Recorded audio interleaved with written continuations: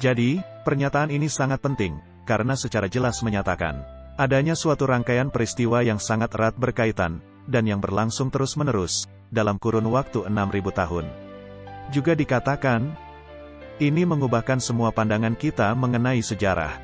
Jadi mengapa kebanyakan dari para pemimpin dan ahli-ahli teologi kita ingin memanjangkan hal ini ke dalam periode waktu yang jauh lebih panjang? Ini tidak bisa diterima akal. Dan poin lainnya dalam pernyataan ini, yaitu yang menempatkan orang-orang Advent hari ke-7, ke dalam posisi unik, dengan cara pandang yang sangat jelas. Yang begitu buram, keruh, ketika Anda melihat beberapa pernyataan yang keluar dari denominasi ini. Jadi jika kita bersepakat dan melihat betapa pentingnya hal ini, maka kita bisa mengeluarkan satu suara dan memberitahu dunia.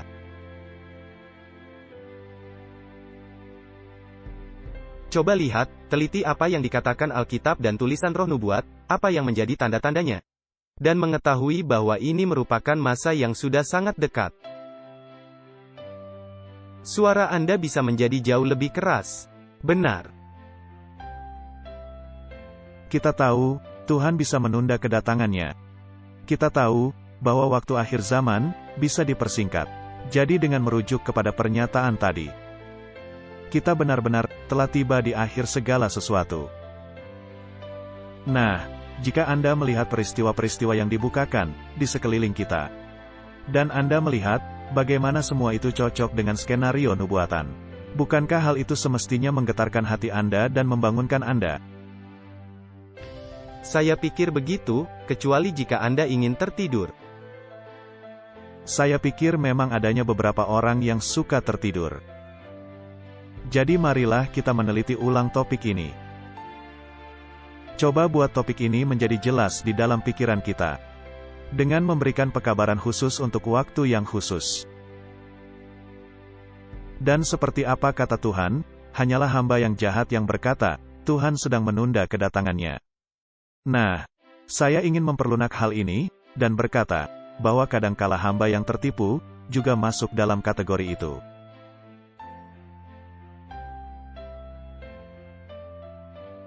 Pekabaran malaikat ketiga, berkembang menjadi seruan nyaring.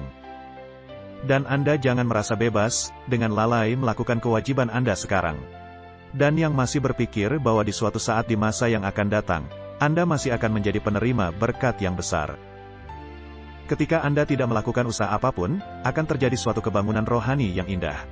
Sekaranglah, Anda mesti menyerahkan diri Anda kepada Allah, sehingga Allah bisa memakai Anda sebagai alat kehormatannya dan melakukan pelayanannya.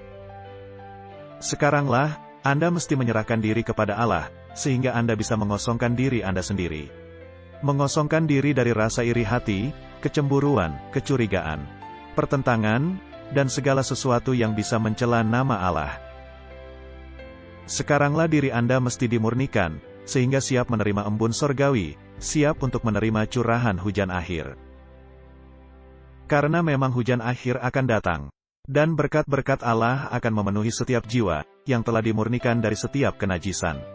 Merupakan tugas kita sekarang, untuk menyerahkan jiwa kita kepada Kristus. Sehingga kita layak untuk waktu penyegaran kehadiran Tuhan, layak untuk baptisan Roh Kudus. Adalah suatu keharusan. Kita menyiapkan Ka'bah jiwa bagi pencurahan Roh Kudus. Jika kita memegang pendapat bahwa hal-hal ini masih jauh di masa yang akan datang, maka bukankah kita akan lanjut dengan semua kegiatan kita? Bukankah sangat penting agar kita membuat perjanjian dengan Allah, Martin? Ya. Bukankah itu sangat penting? Sangat penting. Anda akan selalu bisa menunda-nunda dan kemudian menunda-nundanya. Lakukan saja besok. Tetapi seperti yang Anda katakan, menggetarkan saraf Anda. Dan Anda menyadari apa yang akan menjadi akibatnya, jika Anda tidak melakukan semua ini, dengan menyelaraskan diri Anda kepada Allah. Maka kemudian, Anda menyadari ada hal yang mesti dilakukan, dan tidak bisa menunggu. Bahkan jika semisalnya Kristus tidak akan datang segera. Bukankah itu juga merupakan hal benar yang mesti dilakukan?